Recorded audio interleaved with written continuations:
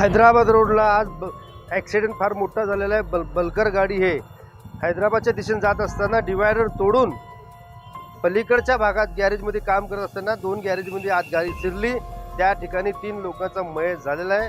यात मयत आसिफ चांद बाशा बागवान राहणारा सरोदनगर, दुसरा तोहीद माजिद कुरेशी राहणारा हैदराबाद वय 20, विवेकानंद राजकुमार लिंगराज राहणार सत्यनाम चौक लष्कर, हे 3 लोक आहेत। या 3 लोकांचा डेट इथं झालेला आहे। सिव्हिलने डिक्लेअर केले आहेत आणि पोस्टिंग टाकल्यात। नातेवाईकांनी फार गर्दी केली या ठिकाणी।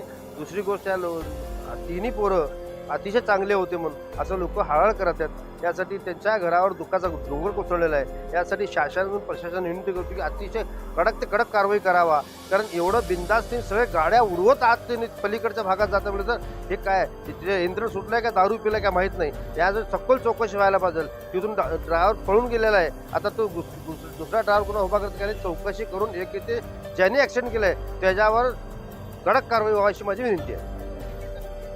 8 लोक जखमी आहेत आतापर्यंत, 3 लोकांचा डेथ झालेला आहे।